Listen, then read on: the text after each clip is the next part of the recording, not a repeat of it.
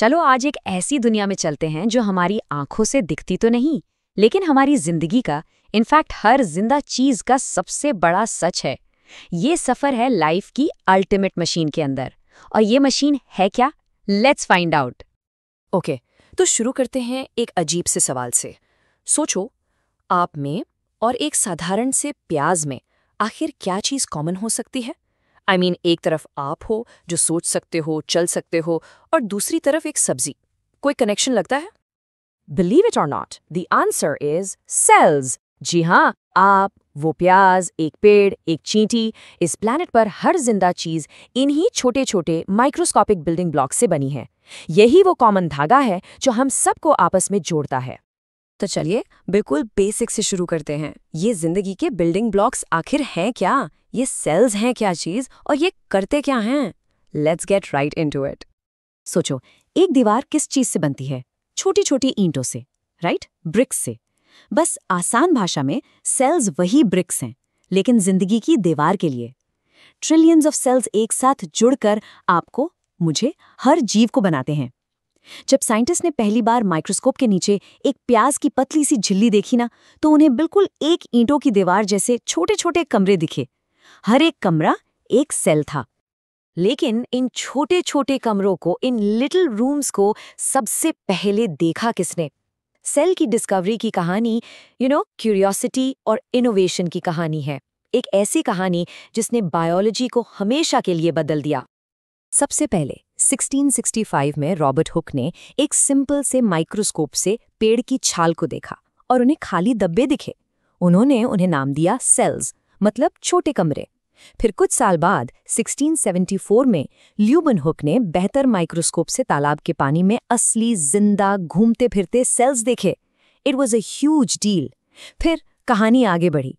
1831 में Robert brown ने cell के अंदर उसका सेंटर यानी न्यूक्लियस डिस्कवर किया। और फिर आई सबसे बड़ी बात। 1855 में वर्चो ने कहा कि हर नया सेल हमेशा एक पुराने सेल से ही पैदा होता है। सोचो, खाली डब्बों से शुरू होकर हम लाइफ के ओरिजिन तक पहुंच गए। ओके, तो ये तो क्लियर है कि हम सब सेल्स से बने हैं, बट क्या सारे सेल्स एक जैसे होते हैं? बिल्कुल नहीं। लाइफ के दो अलग अलग डिजाइन हैं, दो फंडामेंटल ब्लूप्रिंट्स, माइक्रोस्कोपिक लेवल पर दो बिल्कुल अलग अलग तरह की दुनिया। इसे समझने का सबसे आसान तरीका है एक सिंपल सी झोपड़ी और एक बड़े आलीशान मैंशन को कंपेयर करना।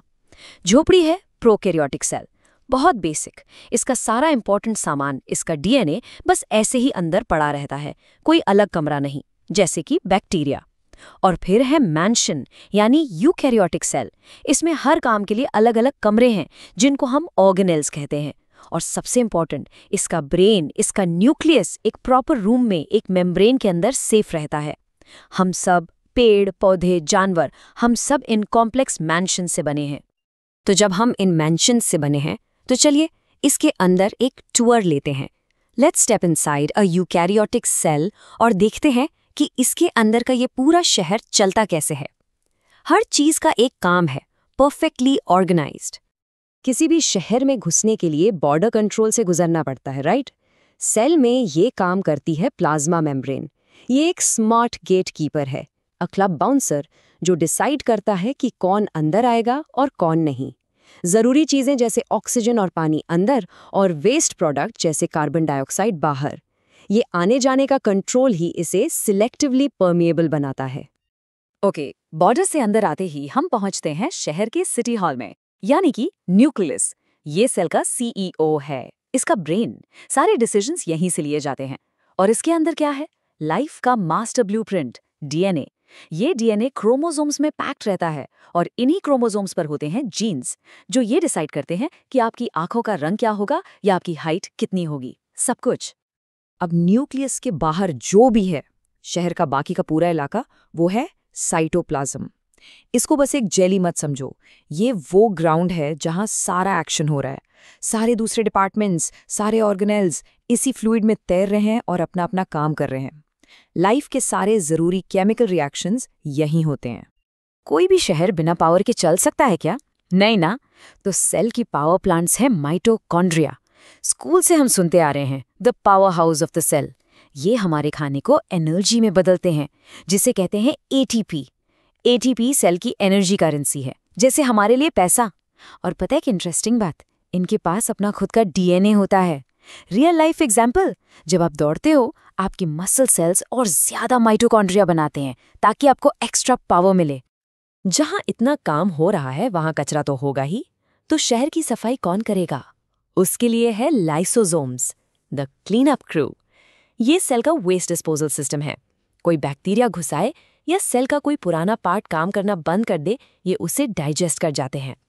और अगर सेल बहुत ज्यादा डैमेज हो जाए तो ये फटकर पूरे सेल को ही खत्म कर देते हैं। इसलिए इन्हें सुसाइड बैग्स भी कहते हैं। अब शहर में सामान बनाने के लिए फैक्ट्रीज भी चाहिए और उसे ट्रांसपोर्ट करने के लिए हाईवेज भी। सेल में ये दोनों काम करता है। एंडोप्लाज्मिक रेटिकुलम यानी ईआर, ये दो तरह का है। रफ ईआर जिस पर छोटे छोटे दाने लगे होते हैं वो प्रोटीन बनाता है, और स्मूथ ईआर वो बनाता है फैट्स और लिपिड्स। तो ये फैक्ट्री भी है और ट्रांसपोर्ट सिस्टम भी। ओके, फैक्ट्री में सामान बन गया, लेकिन उसकी फाइनल पैकेजिंग, लेबलिंग और शिपिंग कौन करेगा? वो काम है गोल्जी अपैरेटस का। ये है सेल का पोस्ट ऑफिस या a modern day shipping centre. ये ईआर से सामान लेता है, उसे अच्छे से पैक करता है और फिर उस पर एड्रेस लगाकर सही जगह भेज देता है, चाहे वो सेल के अंदर हो या बाहर। तो हमने एक सेल के इस पूरे शहर को तो देख लिया, लेकिन हम तो ट्रिलियंस ऑफ ऐसे शहरों से बने हैं। तो सवाल यह है कि हम एक सेल से ट्रिलियंस तक कैसे पहुंचे? यही है एक से अनेक का सफर। कुछ लाइफ फॉर्म्स जैसे अमीबा यूनिसेल्युलर हैं, मतलब उनकी पूरी दुनिया बस एक ही सेल है। बट हम मल्टी सेल्युलर हैं, ट्रिलियंस ऑफ सेल्स, और सबके पास अलग अलग काम हैं। नर्व सेल्स लंबे होते हैं ताकि मैसेज भेज सकें, ब्लड सेल्स गोल होते हैं ताकि आसानी से घूम सकें। लेकिन सबसे माइंड ब्लोइंग बात, हर मल्टी सेल्युलर ऑर्गेनिज्म, चाहे आप हो या एक जायंट व्हेल, सब ने अपनी जिंदगी एक सिंगल सेल से शुरू की थी। तो ये एक से ट्रिलियंस का मैजिक होता कैसे है? एक प्रोसेस से, जिसे कहते हैं सेल डिवीजन या माइटोसिस। जब आपको चोट लगती है और घाव भर जाता है, ये वही प्रोसेस है। बेसिकली एक मदर सेल पहले अपने सारे डीएनए की एक परफेक्ट फोटोकॉपी बनाती है, फिर वो दो हिस्सों में बट जाती है और रिजल्ट दो बिल्कुल आइडेंटिकल डॉटर सेल्स। और फिर ये प्रोसेस चलता रहता है, 1 से 2, 2 से 4, 4 से 8 एंड सो ऑन। सो हमने देखा कि एक छोटा सा सेल अपने आप में एक पूरा शहर है, एक सेल्फ कंटेन्ड यूनिवर्स, छोटे से बिल्डिंग ब्लॉक से लेकर एक पूरी फंक्शनिंग सिटी तक। तो इन सब का द बिग पिक्चर क्या है? Let's talk about life's ultimate machine. देखो, आखिर में सारी बात इस एक लाइन पर आती है, the cell is the fundamental, structural and functional unit of living organisms. इसका मतलब ये सिर्फ आपका एक हिस्सा नहीं है, ये आपका सबसे छोटा वर्किंग वर्जन है। हर वो चीज़ जो आपको जिंदा रखती है, सांस लेना, सोचना, एनर्जी बनाना, वो सब एट इट्स कोर इन्हीं सेल्स के लेवल पर हो रहा है। तो अगली बार जब आप आईने में देखें ना, तो याद रखिएगा आप सिर्फ एक चीज को नहीं देख रहे, आप असल में ट्रिलियंस ऑफ छोटे छोटे शहरों की एक कम्युनिटी को देख रहे हो, एक पूरा यूनिवर्स जो परफेक्ट हार्मनी में एक साथ काम कर रहा है, सिर्फ आपको आप बनाने के लिए। सीरियसली, इससे ज्यादा माइंड ब्लोइंग और क्या हो सकता है?